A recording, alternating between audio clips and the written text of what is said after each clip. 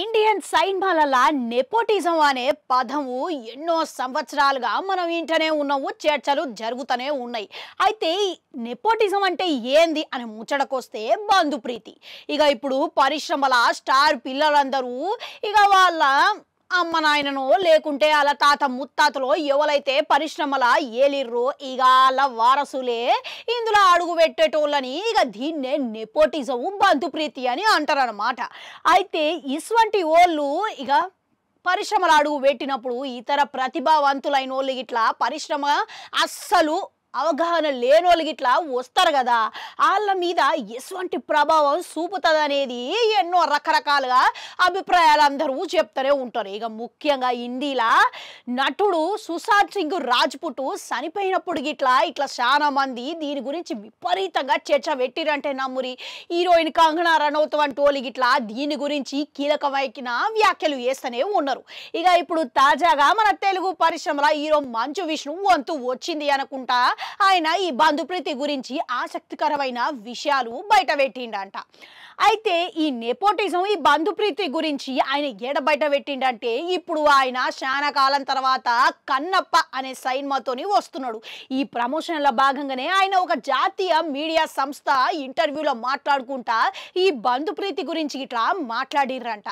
అయితే పరిశ్రమల ఈ బంధుప్రీతి అనే ఉన్నది అనే విషయాన్ని ఆయన అంగీకరించిండట. కానీ ఇది కేవలం మొదటి సినిమాకు మాత్రమే వనుకొస్తుంది అని అన్నాడంట. ఇక ఆ తర్వాత ఇక ఇప్పుడు జనాలు మన సినిమా నచ్చితేనే వాళ్ళు ప్రోత్సహిస్తారు, లేకుంటే పరిశ్రమల నిలదొక్కుకోవడం అనేది అంత సులువైన పనేం కాదు, అది చాలా కష్టము. ఇక నా మొదటి సినిమా విఫలం అయినప్పుడు ఇక వాళ్ళు నన్ను ప్రోత్సహించరు, ఇక నాలో ఏదో ప్రతిభ ఉన్నదని వాళ్ళు నమ్మిరు కాబట్టి నేను ఇన్నేళ్ళు ఇట్లా పరిశ్రమలా ఉండగలిగిన అని ఆయన అన్నాడంట. అయితే ఈ బంధుప్రీతి అనేది మనం ఒక దశాబ్ద కాలం నుంచి ఎక్కువ ఇంటా వస్తున్నాము.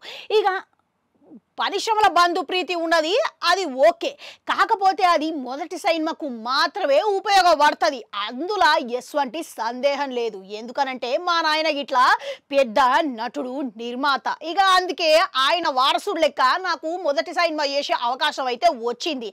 కానీ ఇక ఇటువంటిది లేకపోతే ఇక ఆ తర్వాత మొదటి సినిమాకు అదనం అవుతుంది. ఇక ఆ తర్వాత మన సినిమాలు మనలో ప్రతిభ లేకపోతే ఎవరు ఎందుకు ప్రోత్సహిస్తారు, ఎవ్వరు ప్రోత్సహించరు.